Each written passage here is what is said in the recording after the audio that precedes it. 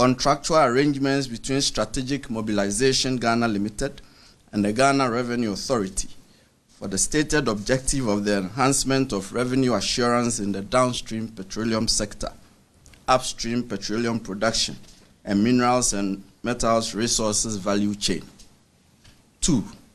Termination of a distribution, loss reduction, and associated network improvement project contract between the Electricity Company of Ghana Limited and Beijing Xiaochen Technology BXC. 3.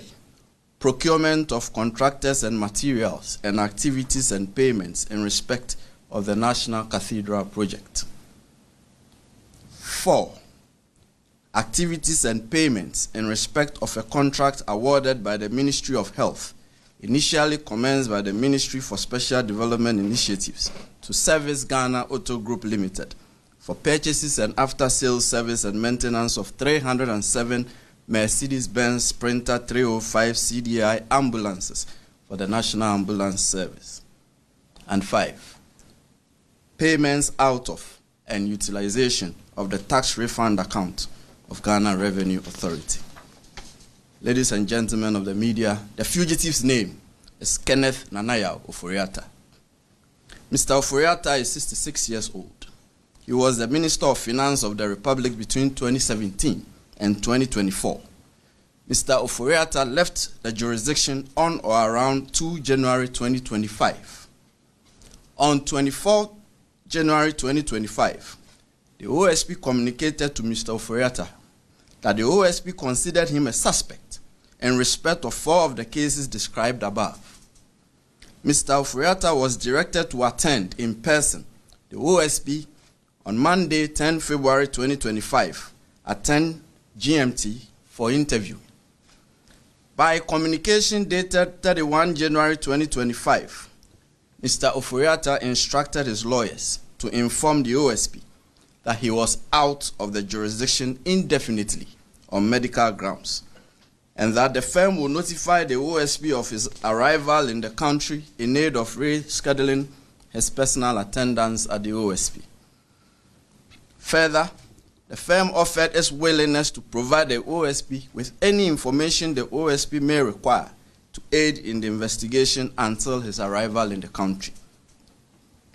Then on 5 February 2025, the OSP responded to Mr. Ofori-Atta, copied to his lawyers, that the OSP did not need or require notification from his lawyers of his arrival in the jurisdiction. The OSP acknowledged Mr. Ofori-Atta's lawyers' gracious offer to provide the OSP with information in aid of the investigation. However, and this is important, the OSP insisted that Mr. Ofori-Atta's personal attendance at the OSP was required. After all, the lawyers are not under investigation. I don't need lawyers to answer questions on your behalf when you are being investigated. The OSP declined Mr. Ofori-Atta's request to be away from the jurisdiction indefinitely on medical grounds on his say-so. Consequently, the OSP directed Mr. Ofori-Atta to indicate by close of business on Monday, 10 February 2025, a reasonable date of his return to the jurisdiction and attendance at the OSP. The OSP warned Mr. Ofori-Atta that if he failed so to do, the OSP would take all necessary legal steps to secure his return to the jurisdiction and attendance at the OSP at our own choosing. Subsequently, by a communication dated 10 February 2025, that is just Monday, Mr. Ofori-Atta's lawyers transmitted to the OSP a generic letter procured by Mr. Ofori-Atta purporting to be from a doctor in a foreign jurisdiction, stating that Mr. Ofori-Atta had been seen and evaluated, and that he was undergoing further testing and management and possible surgical intervention at an indicated future time. And further, that his medical condition necessitates that he will stay and follow up on his appointments. On account of this purported medical letter, Mr. Ofori-Atta's lawyers prayed that the attendance in person of Mr. Ofori-Atta at the OSP should be fixed, taking into account the medical report from his doctors. And at 4:16 p.m. the very next day, It is yesterday, Tuesday, 11 February 2025. Before we could respond to the letter that came on Monday, the OSP received another letter from Mr. Ofori-Atta's lawyers. This time, it was an inquiry.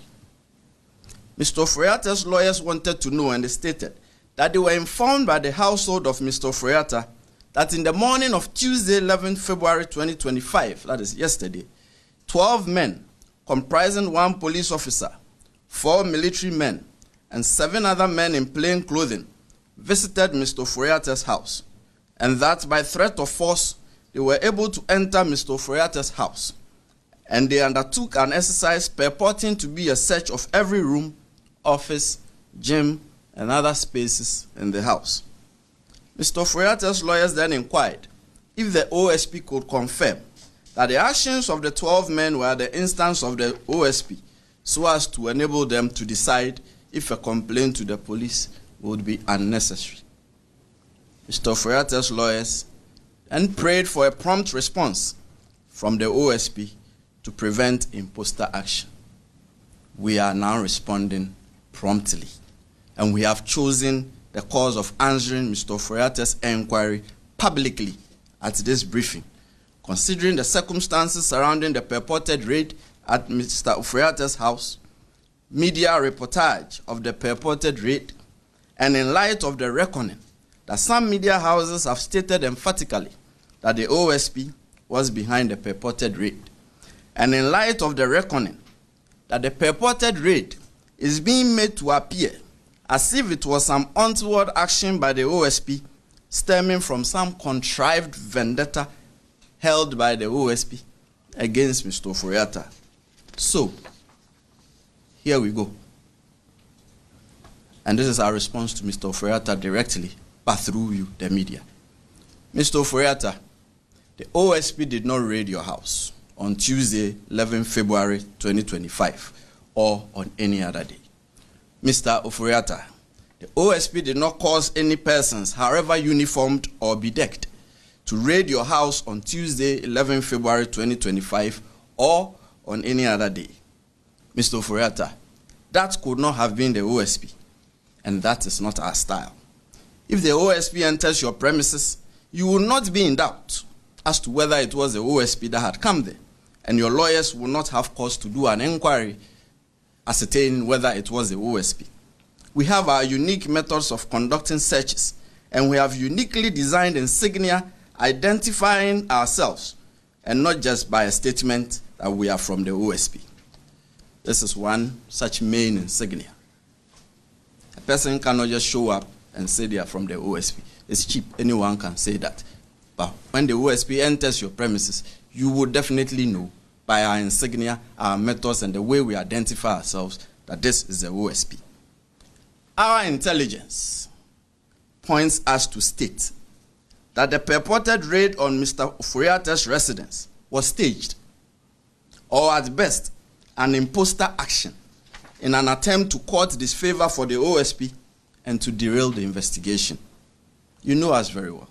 The OSP is never deterred by such occurrences, and the investigations will continue as by law prescribed.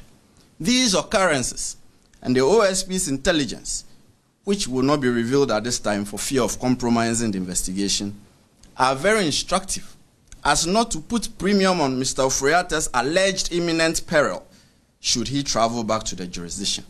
In any case, the purported medical letter transmitted through his lawyers to the OSP did not state so or demonstrate so. The OSP is unconvinced that the purported medical letter transmitted by Mr. Ofori-Atta through his lawyers to the OSP represents a medical report to the effect that Mr. Ofori-Atta is incapacitated or is so sickly and invalid to the extent that he is physically unable to return to the jurisdiction without imperiling his life. No serious law enforcement agency, and certainly not the OSP, will be convinced that the purported medical letter stops it from demanding the physical appearance of Mr. Ofori-Atta before it in the described circumstances. We are of the firm conviction here that this is only a ruse employed by Mr. Ofori-Atta in aid of his intention to avoid returning to the jurisdiction and to personally answer questions in respect of the investigations.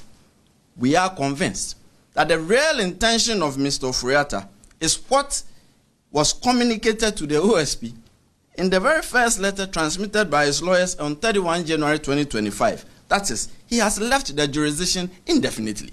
That was what was communicated to us in the first instance, and that is his intention. He has no intention of willingly returning to the jurisdiction.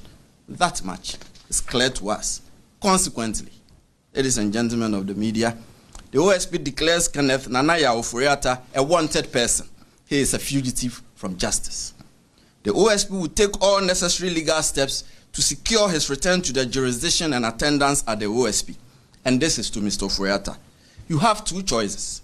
You can either return to the jurisdiction voluntarily, or the OSP will enforce your return.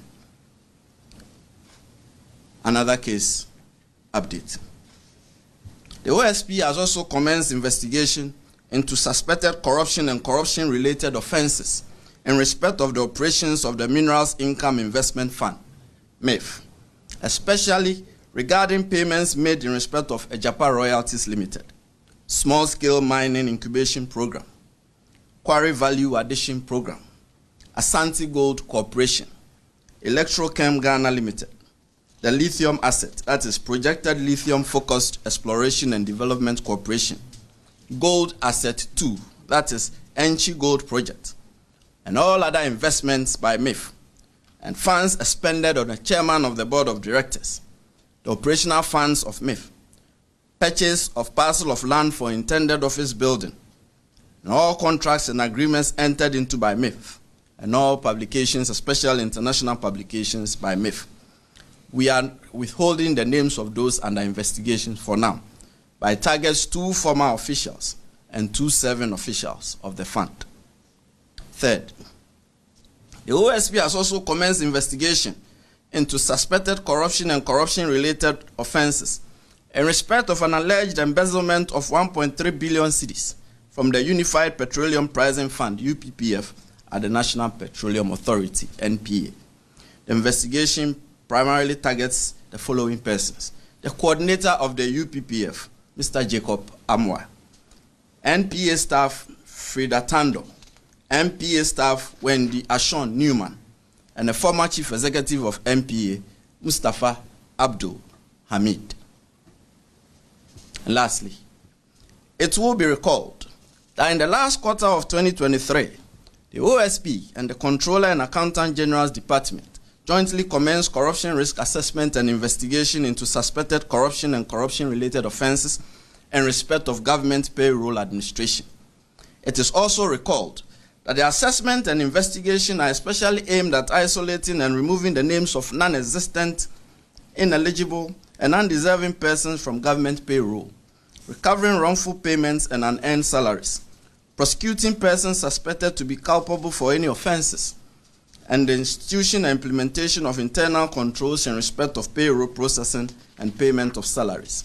We further recall, as you do remember, that to facilitate the rollout of the investigation and assessment throughout the country, a pilot exercise was carried out in the northern region, covering educational institutions under Ghana Education Service and the Tamale Teaching Hospital, by a joint team comprising investigators, tracers, and assessors from the OSP and selected staff of the Payroll Processing Directorate of the Controller and Accountant General's Department between December 2023 and April 2024.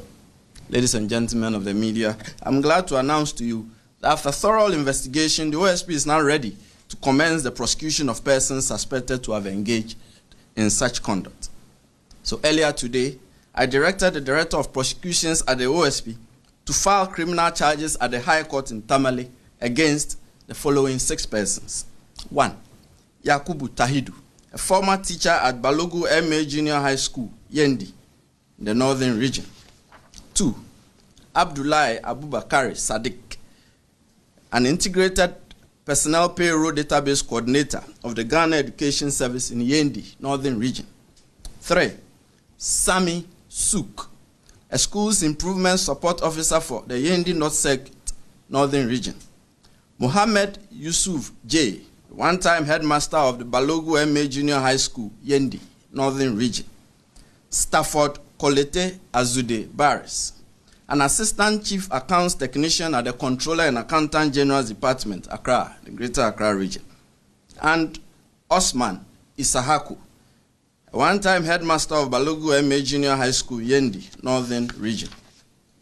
The main charges are corruption of a public officer and corruption by a public officer involving the manipulation and siphoning of funds designed as fictitious salaries from the government payroll. The identified persons would soon be arraigned before the High Court in Tamale. Thank you for coming. Any questions? Yes, sir. It's always Elton.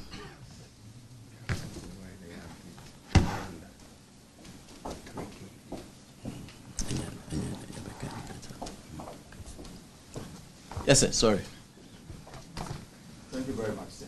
So you described Ken Ofori-Atta as a fugitive running away from justice. You declared him wanted, meaning you've come to the conclusion and he has questions to answer regarding the investigations that were conducted. You referenced the SmartKUpdate, the SML, and others.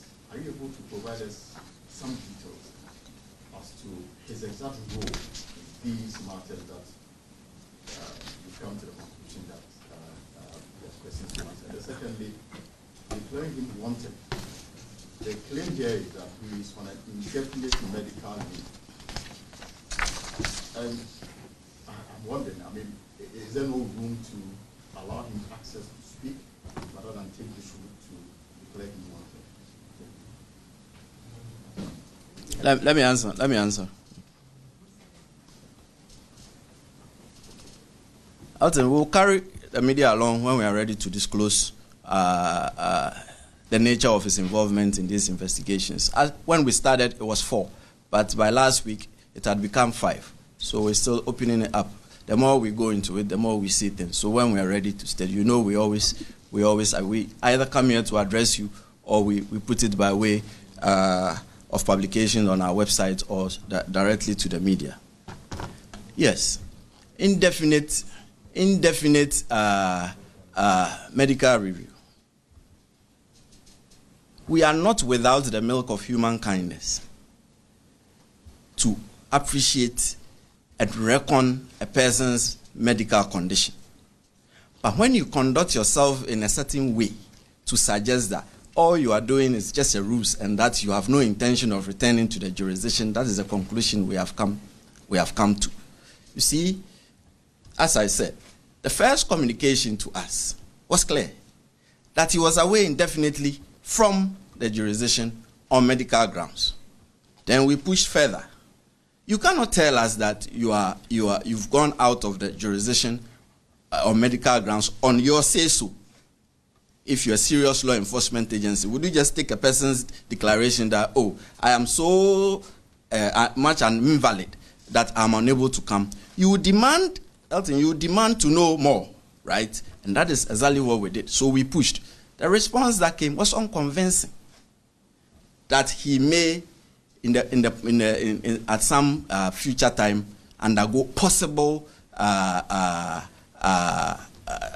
surgical procedure. And I said something which is very crucial. There's intelligence available to us, which we do not want to reveal now because it may compromise the investigation. That tells us that, and that's what I stated, that it is just a ruse, that he can travel to the jurisdiction. It's not as if he comes to the jurisdiction, we'll promptly lock him up and throw the key away. It is a process we go through. This is a democratic institution with very well prescribed constitutional and statutory legal processes. So what do you fear coming in to answer questions? You can reschedule your appointments in such a way that you can come in and go. We will not say you should stay and die at all costs. What kind of persons will we be? So that is not the issue. The issue is your express intention that you've gone away definitely. What do you have to show for it? We get a purported medical letter, a very sketchy one, which tells us that you have scheduled appointments which you need to attend and that you are being reviewed, and there are some future dates you would maybe undergo some surgical procedure. For us, this is unconvincing. And as I stated in my briefing, the letter doesn't say you are so much of an invalid that you can't complain and travel to the jurisdiction. We all fall sick at some point, and we all go seek medical attention wherever. But if you are not at the point of death, if you are not bedridden, if you are not on a stretcher, this is a ruse, and we are unconvinced. As far as we are concerned, he just doesn't want to return to the jurisdiction voluntarily, and we have given him the chance so to do voluntarily, failing which we will pull him to Ghana. Yes, sir. My name is Ibrahim Hassan. I work with G20 Ibrahim Hassan, G20 Sammy, your pen doesn't write. Just go on. Yes, so Ken Ofori-Atta come back willingly or be pulled back forcefully. How exactly is that going done? Are we saying then that now you declared him wanted? No, I didn't. You don't say, can we now say, I just declared him a wanted person and a fugitive from justice. So don't put ifs and buts on it. Great. We have declared him a fugitive from justice. He's wanted by the OSP. What are the processes that you triggering? For instance, are you bringing in the Interpol? And if you are, how guaranteed are you that there will be cooperation? We've been here before. We know people have you know very well that I don't disclose strategy until I'm ready to do so. See, but a little bit of I don't want to use the word education. I'm a lecturer at heart, so let me put it this way. See, that Interpol red notice, this is general, not in relation to the case at hand. Interpol red notice is not an arrest warrant, and it is not an extradition request. There are so many things that go into it. So just because you have issued an Interpol red notice doesn't mean automatically Interpol will help you to pull the person here. So this is just by way of education. Yeah, right. Please, we will take credit before you answer. They are lost with that. My name is Hansen Ademan. I work with CTFM Channel 1 TV. Now, considering the timelines for the engagements with Mr. Ken Ofori-Atta, it appears he left the jurisdiction before you gave him notice that you wanted to engage him. And if that is so, he had taken a decision already to go out of the country indefinitely. Doesn't that defeat your understanding that he's seeking to run away, per se, from being interrogated? Samuel, I'm overriding you. I'll just answer as we go. It makes the memory fresher. Mm-hmm. And then the second question is on the read. It's on the read. The read, the lawyers wrote to you. They sought to inquire from you if the read was from your outfit. You say it is not from your outfit, but you've gone ahead to say that you think that it's staged or done to, in an inquisitor action, done to paint you black. But have you in any way compared with other investigative bodies before coming into your conclusion that it is staged? And the final one is, there have been conversations on oral. And one of the things your office have been investigating has to do with the sale of stool lands and state lands. And the conversations we've heard from members of oral has to do with the purchase of state lands by persons who are politically exposed. Now, my concern is that it may happen in a way where you may be investigating the same thing, where the oral team, Trigger Attorney General, is also investigating the same. So to what extent have you been involved with this whole oral thing? All right, let me answer. As I said, it makes the memory fresher. Say, your hand has been up perpetually. Next one is to... I see he's giving the microphone to you already. So, right, your first question. Your intention to leave the jurisdiction indefinitely does not stop us from requiring your presence. You are a citizen of Ghana. You were a public officer. You were a finance minister for a very long time. And if you have decided to go away indefinitely, that is your personal decision. But when a law enforcement agency wants you physically in, you have to show up. You do not have a choice about it. You get me? So your travel arrangements, your travel plans, your travel habits have nothing to do with a law enforcement agency. But at the point where the law enforcement agency informs you that we need you physically, we need to see you for you to answer certain questions, you don't direct us to your lawyers and say, oh, whatever information that you want, your lawyers can provide for you.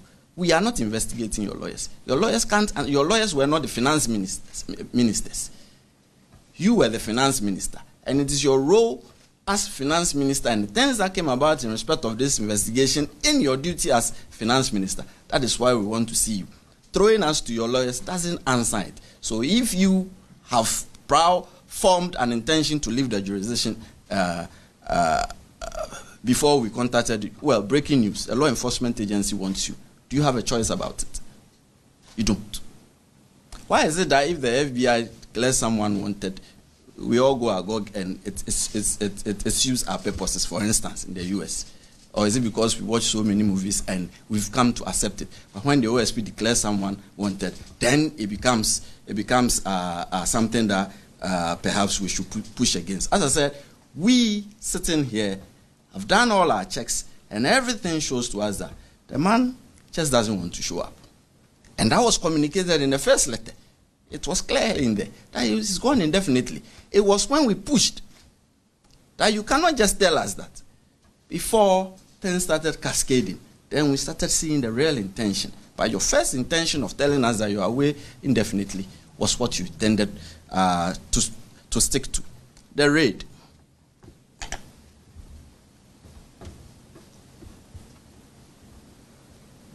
I do not intend to go into detail here in respect of our intelligence as to what we do know. But the way it was carried out, the way the media reportage went, the way immediately the OSP was linked to it, the way all of a sudden it is the OSP having some vendetta against him, that is why. Did the media even know that we had asked him to come? No. So how did it just then get into the media all of a sudden that the OSP has some vendetta against Mr. Ofori-Atta, and that is why the OSP raided his house, when we did not carry out the raid? Quickly, and this is coming a day after the lawyers had informed us and given us some purported medical letter. And our checks quickly and our intelligence shows us that. I said, it's one of two things. It is staged, or it is an imposter action. To situate it, I say, baby, nyankupon ebonampesi honabun tutuni kobi. Staged or an imposter action, and it's not coming from us. Why are we then being blackened for it? There's something untoward going on, and for us, we believe that it is time. I will declare him a fugitive from justice, and this is now. Oral.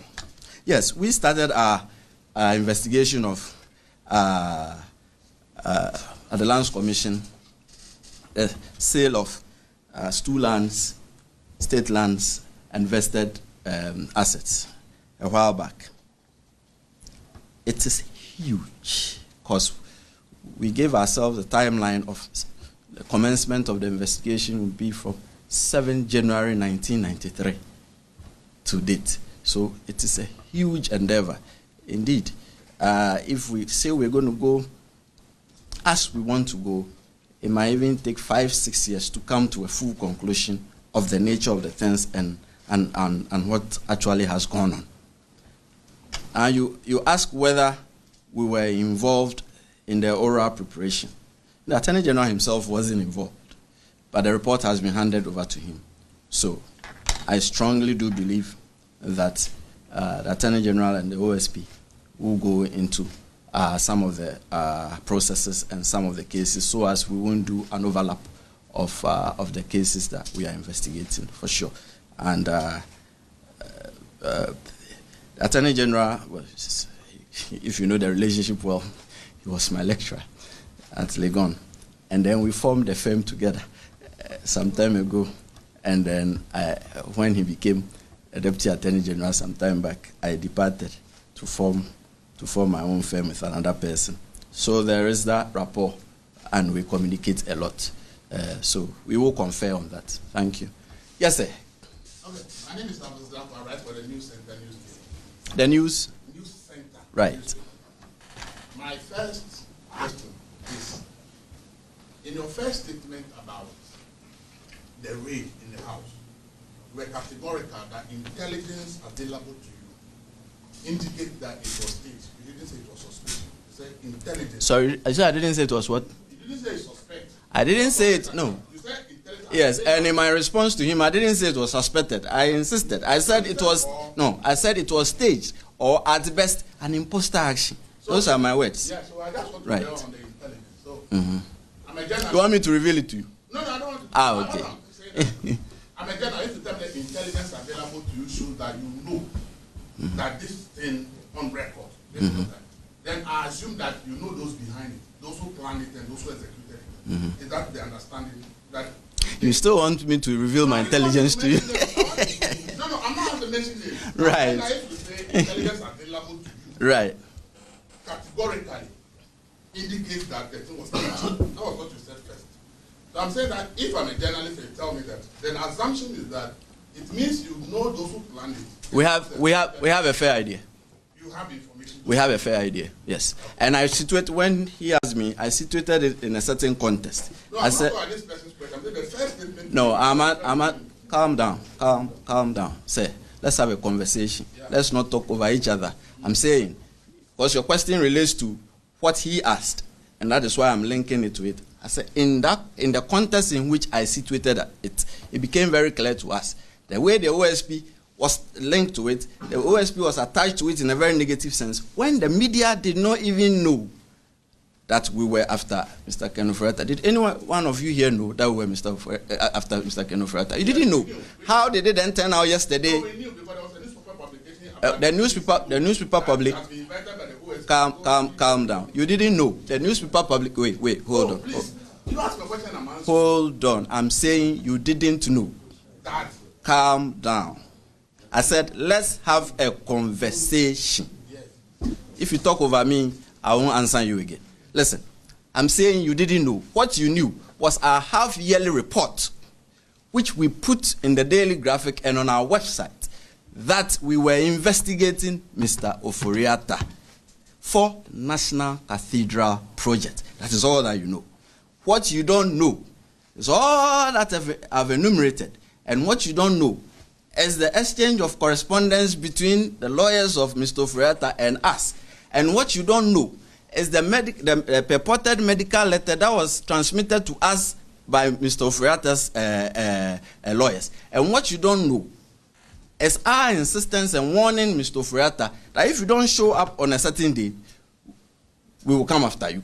Yes, you didn't know all that. So when I say you don't know, just admit that you didn't know. What you know is what we put in the paper. Yes, proceed. That's what my question was. If you calm down, it will make things clearer. I'm saying that right.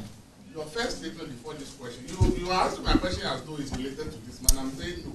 You failed to recognize that it is related to his question. But proceed. So I asked a question related to that. If you say intelligence available, it meant that you have idea of who did it. Because I'm saying this because if the man says something that's happening. Yes, I'm answering you. We have a fair idea of who did it. Okay. That's Second, you talk about he still has the microphone. The first letter. Right. You admitted that at the time you issued that you invited him, you were not aware that he has traveled. And that it was You see, pick my words carefully. I never said that. I said he left the jurisdiction on or about. Yes, listen. He left the. You see, I see a penchant of you in putting words in people's mouths. But listen, he left. What I stated was that he left the jurisdiction on or about 2 January 2025.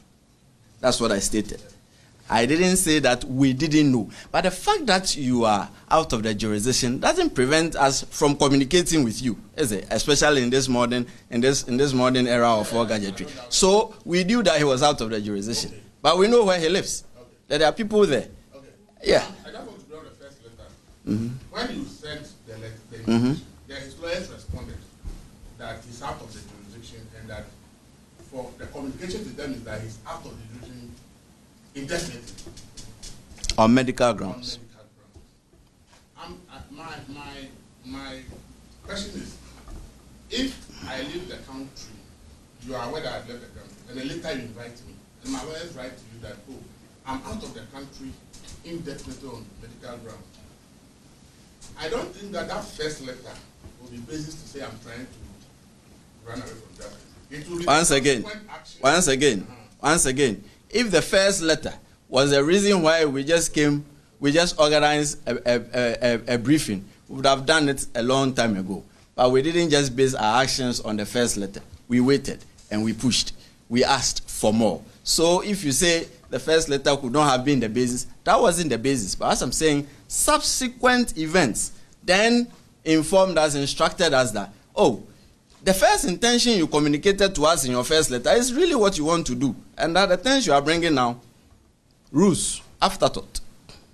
So it is subsequent is what determined that the yes, action was. The subsequent actions then took us back to the first letter for us to come to the conclusion that All the investigations about him you talked about, they involve, I think, about 3 of them involve private sector institutions who deal with certain contracts. But linked to public agencies. Yes, that's all.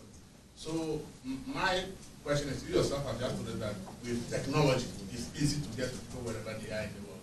If there are other people involved in the investigation and they are here and you are interrogating them, if technology, is it possible? It's not possible that whatever information you want from Ken Ofori-Atta, you can get it from him without him physically being present in Ghana. Thank you. See, as for possibilities, we cannot determine how far they go. What we deal with is probabilities. It is very possible for me to develop wings right now and fly out of this room like a bird. But is it in the least probable? No. And that is why in the law, we don't deal with possibilities. We are dealing with probabilities. Now, when a law enforcement agency tells you that your physical appearance, a former president of the United States was wanted by a city, he had to leave wherever he was to attend to that call in that city and be charged. The OSP wants you physically for you to answer some questions. Don't know our processes by which we go through by charging a person, by arresting a person, and all that. You wouldn't know that, would you say? So when we say that your personal attendance is required, it means that we do not want to do a teleconferencing or a Zoom conferencing. So if your response to us that you are bedridden, we will seek to find whether indeed you are bedridden and you can't travel. You get me? We will not just take your word for it, and that is why I stated in the brief that we won't, on your say-so, we won't admit what you are saying, that you are so ill that you can't come to the jurisdiction. And so, show us more. We didn't just move. We were fair, and we kept asking. It was at some point yesterday that we decided that he has to be declared a fugitive from justice. And we have done so. Yes, sir.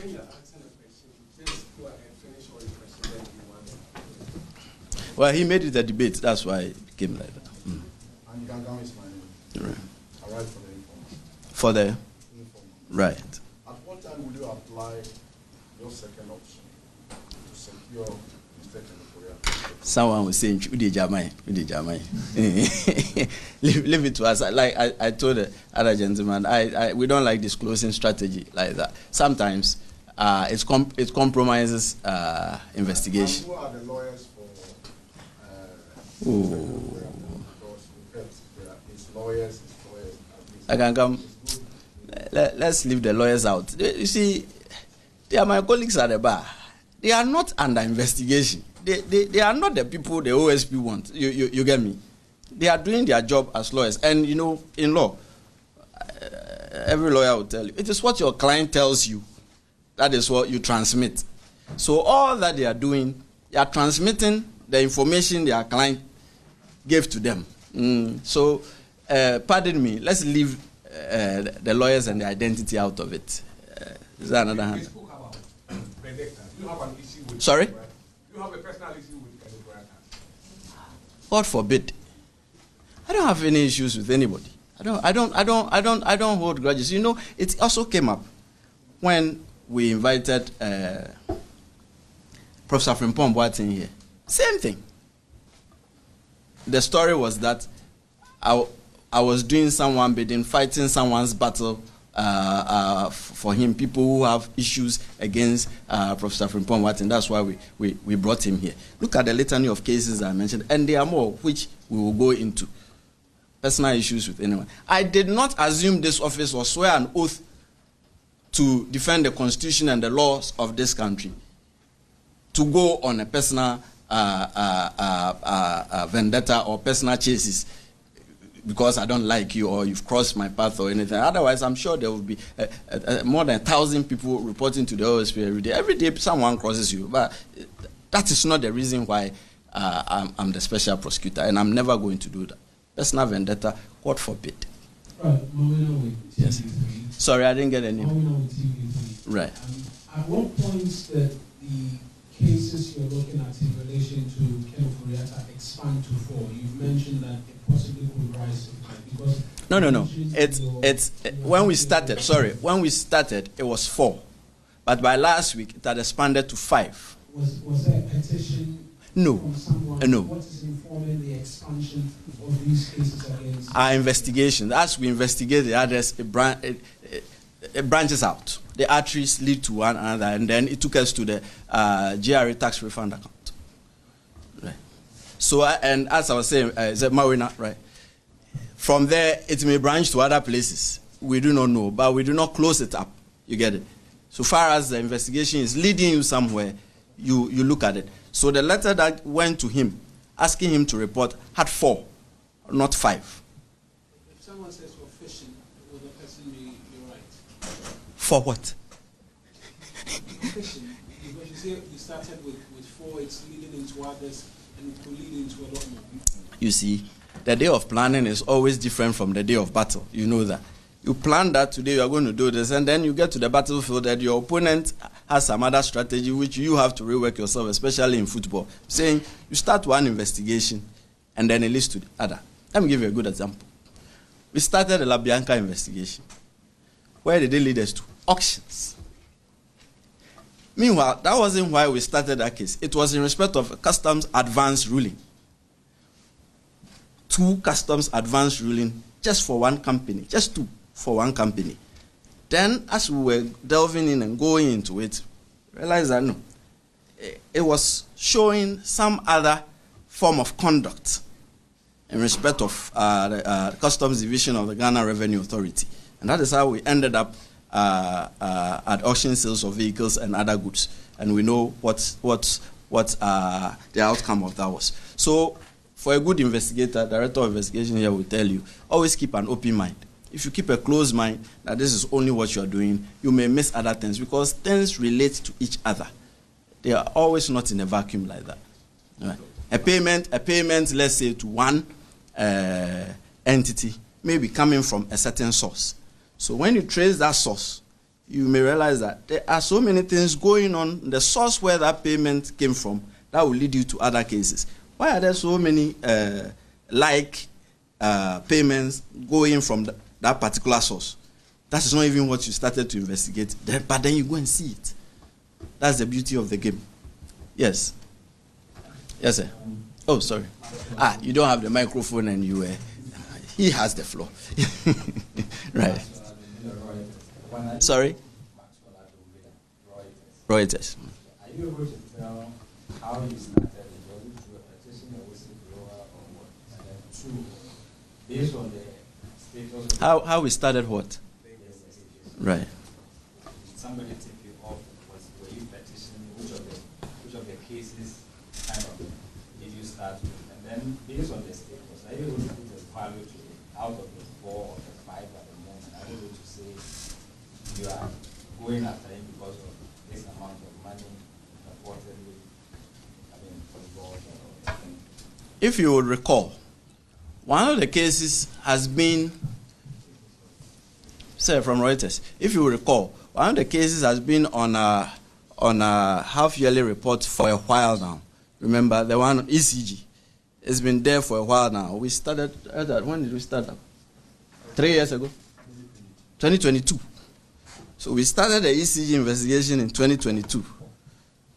You see, But that wasn't based on the tip-off or anything. It was just in respect of a dissolution of a contract, which then brought about some unpleasant consequences, which then took us to go look at it. So from 2022, the Ministry of Finance and the Ministry of Energy had been on our radar from 2022, and we started. So when we started from the ECG, then at some point, the other cases came in, SML. Then after that, the ambulances. Then after that, National Cathedral, right here beside us. Then last week, GRA refund, tax refund account. You get me? Yeah, so we started these investigations 3 years ago. Right. Yes, sir. Oh, the value. Sir, I cannot place a value on it for you right now. My name is Maso. I write for the Chronicle. The what? Chronicle. Right. You mentioned. So you are the spear of the nation. I want to take you to the medical reports. All right. You mentioned, you described it as reported medical reports. And you also I didn't describe it as a report. I said purported medical letter. reported medical letter. It is not a report in our record, it is a letter. Okay, of interest It is a generic letter to whom it may concern, generic letter. Right. Yes. Of interest to me is the qualification reported. Mm-hmm. Okay, so you work around it. Right. And when you spoke about the ring in his house, you said your intelligence Mm-hmm. indicates that it was either an imposter action or It was staged or at best an imposter action. Yeah. well, so my understanding is that you did some background checks to arrive at that conclusion. Mm-hmm. I want to find out whether you've done same checks, possibly from a medical or the hospital that the purported letter is coming from, to be able to know that it was purported. Or I don't know. I want to be sure whether you've done But that's good journalism. You know, I keep referring to the fact that there is some bit of intelligence available to us, which we do not. You're listening. Which we do not want to reveal now, for fear that it may compromise the investigation. It is a reason why we keep saying it is a purported medical letter. We never qualified it as a report. It is a medical letter stating exactly what I said in my briefing. That was all there was to it. But I was at pains to point out that that purported medical letter never stated that he was an invalid, to the point where he is unable to travel to the jurisdiction. For us, it's very crucial. And we also stated in the briefing that it wasn't demonstrated so. You get it? Yeah. We can all say that I'm not well, I can't come to work today, or it's raining at my area, so I'm unable to come to work. We can all say that. Sorry? Follow up. Sorry, he says he has a follow up. Let's follow him up and then. You see, for fear of people thinking that you are just persecuting somebody or on a fishing expedition, I believe use that. I know that when doctors are writing such letters, there is a medical person with a signature on those things. Yes, you said you have some intelligence. I need to confirm that you've done your checks abroad without necessarily stating the specific hospital or the specific medical person who you are. I get you. First on persecution. If without any precursors, I just called you, invited you here this morning without anything, we just declared him a wanted person, then you could say that is persecution. But we've been through processes. And that is why I said earlier that do not think that we do not have the milk of human kindness. We are also persons. We can fall ill. Who amongst us has not fallen ill before? But place it in context and the exchange of correspondence and what was going on. You would come to a certain conclusion that we came. And I said, no serious law enforcement agency would accept that because of this, you are unable to show up. No serious law enforcement agency. Once again, let me go to the US. If the FBI said that, you applaud. OSP is saying it, so maybe there's persecution. We're also up to our task and we're doing it. If you tell any law enforcement agency in the world that kind of letter that came to us, no serious law enforcement agency would accept that because of that, you are so sickly and invalid that you can't show up. It will come after you. That's why we are going after him. There is a contest. And then again, what was your second? Whether there is a specific hospital and a medical person. Well, see, I never said we doubt the authenticity of the authorship of the letter. Once again, get my words carefully. I'm saying it's a purported medical letter. I never casted doubt on where it's coming from. I never casted doubt on the person who signed it. I never casted doubt on the letterhead on which it appeared. What I did say is that for us, it is a ruse intended for him never to show up willingly. Yeah. And if you say we've done our checks, yes, we've done our checks. And that bit of information I said I won't reveal to you now. We fear it may compromise the investigation. Right. So forgive me and pardon me for that. If we think we should reveal it at some future point, we would. Okay. Yes, sir. Oh, he has a microphone. All right. My name is Joe Labuda. I work with Olingo Media Group, Bullet TV. Bullet TV? Yes, please. Brutal. No, not in a bad way. Oh, I understand. Okay. So there are concerns out there about the timing of some of these cases and the invitations and all of that.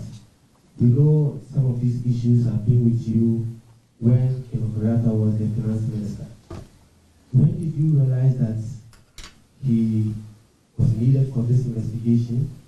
And why did you have to wait for there to be a change of government? That's the question many Ghanaians are asking out there. How do you respond to that question? You know, if it was just a one-off case, then maybe you may have a point. And, mind you, if Mr. Ofori-Atta had showed up at the OSP, you would not have known it. You get it? The reason why we are having this briefing is because he failed to show up. And for us, it is a ruse for him not to come to the jurisdiction willingly. But you see, as I said, it is not a one-off matter. As the Director of Investigations stated, we started ECG in 2022.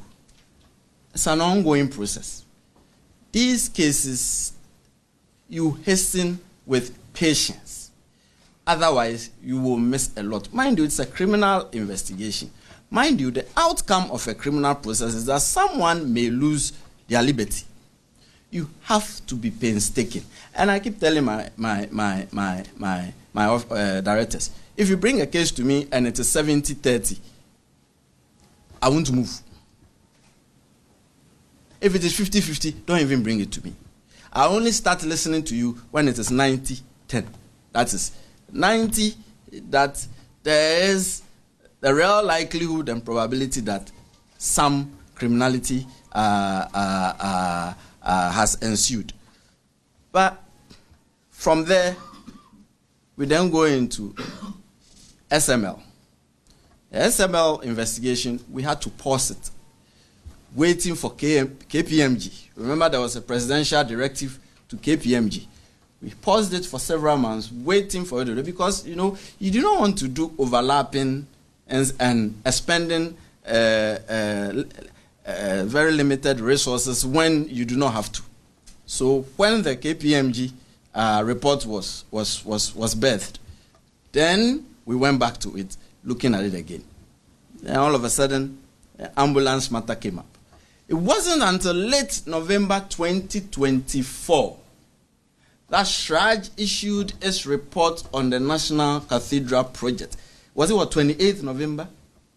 Just a few months ago, that SHRAJ issued that report Shraj referred the matter to us and said that if it was necessary, we should go to it. And we stated that, yeah, it was necessary. So from the ending of November 2024, we went into it. By January, it became obvious that we should pull him to the OSP. You get it? So it is a gradual process. So it is luckless coincidence that his government is no longer in power. If his government was still in power now, we would still have gone after him. We have a history of that.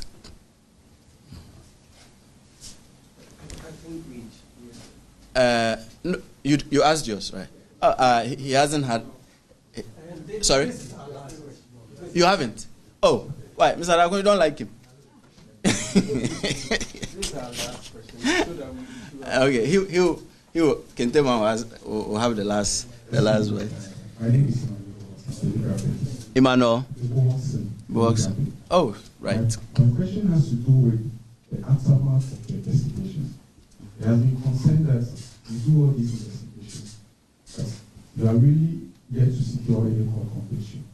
The last time we were here in another press briefing, we had some issues regarding the judiciary. So all these things that you do, what is the end game? Because you got any conviction since you came to office. What we say to critics out there that you start these investigations, it hasn't really ended.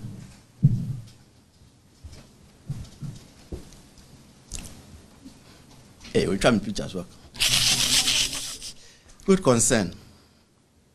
I said not too long ago that these cases take time. It is like the study of geology, time and pressure, but with patience. Okay. We do two forms of investigation. One, investigation to prevent corruption. Those do not necessarily end up in prosecution. You are doing the investigation so as to plug loopholes. And a lot of the investigations we announce are in the nature of that. Look at when we started the government payroll administration investigation. That was in 23, right? Late 23. Beginning 2025. We are now ready with our first suspects. You get it? Now you say we have not secured any conviction. Well, I wish we would have secured some, but it is not. It is not just an easy statement like that. You recall, there was one case. So I mean, when was it? I think it was 28th. There was supposed to be a judgment. We concluded the case. It was supposed to be in Kumasi, only for us to go and to be told the judge had been transferred. What were we supposed to do? We are not the judges. We cannot read the judgment. What the OSP has to do, we have done. There's video evidence of the person demanding back his bribe money after a public election went all right twice for him, and all that. We are in Tamale on the Northern Development Agency case. We closed our case. There was a submission of no case to answer, which went in our favor. The accused persons have opened their defense. We're on it. There's this perpetual one in Accra, respect of the former CEO of the Public Procurement Authority. We are alive to our duties. As I'm saying, these things take time. It takes time. And patience. The results will be seen. And in terms of investigating to prevent corruption, when you hear the name of OSP on the street, doesn't it shake you a bit? It does. I lie. It does. Say the OSP is coming around. It does shake you a bit. That's investigation to prevent corruption. So it is, all I'm saying is, Ghanaians, with all humility, not all cases will end up in court. Indeed, most of the cases will not end up in court. The prevention of corruption aspect is even more crucial than getting one person to Nsawam. But those that need to be prosecuted, we will not shield anyone. We will take them to court as soon as they are ready. And you can see we are rolling cases out And at least on one occasion, we are done, waiting for the judgment to be read since November. So we are on course, and the fight against corruption is taking shape. Kentema will anchor us, then we'll be out of here. My name is Malik. Yeah. Is the ultimate goal of the OSP to get conviction cases that is it your ultimate goal? Get persons to court convicted? If that is not the case, then I think the office has to deepen education. Means must be sensitive that look, the office is not established to take persons to court and to get them convicted. Because that's the understanding out there, that you take cases to court and you don't get conviction. Then two, I have read a few headlines on Facebook. If Mr. Ken Ofori-Atta at any point requested to seek medical attention out of the country, he did seek any request. From the OSP? Yes. No, but why would he? At the time when we hadn't requested his appearance, he wouldn't know that we wanted him to show up. So humanly, he would not have. And indeed, that would have sounded, let me use a word that's been going around again currency a bit today, that would have sounded fishy. You've not requested for the person's appearance, and he's telling you that he's going out of the jurisdiction of medical grounds. It means that he's preempting your strike, right? That would seem a bit out of the ordinary circumstances of mankind. And your first concern is what Mr. Ebo Hodgson also touched on. Yeah. We are doubling down on our efforts. And sometimes we also require you to talk for us a bit. We also need the resources to move. We've been talking about it all this while. I see the criticism a lot. That's fine. It's good to nyama people. But also raise your voice up and say that you also need the resources to move. I'm talking about education. It takes some resources to move. But yes, we are on our alive to our duties. And as I explained not too long ago, what is our ultimate aim? Ultimate aim is not to see Kweku Mensah in jail or Kwabena Mpuma locked up. Our ultimate aim is that, as far as my tenure is concerned, when it ends and I leave, the conversation on corruption would have shifted. Like a paradigm would have shifted. So that it will not just be business as usual. For people to know that when they engage in these acts, there's a price to pay, and a very hefty price to pay. For us here at the OSP, that message and that prevention drive is much more important than getting one person to jail. And if you get one person to jail successfully, that's fine. There are a million Kweku Mensahs who are still engaged in the conduct which you have not been able to get to jail. But they are all freely engaging in such conduct, and the society is the worse for it. That is not so helpful a utilitarian model than to shift the conversation of corruption for us to stamp it down, suppress and repress it, and forge ourselves a better society. That is our ultimate aim, at least as far as I remain the Special Prosecutor. Thank you very much for coming. It's always a joy to see you and to brief and review and take questions from you. Have a pleasant day.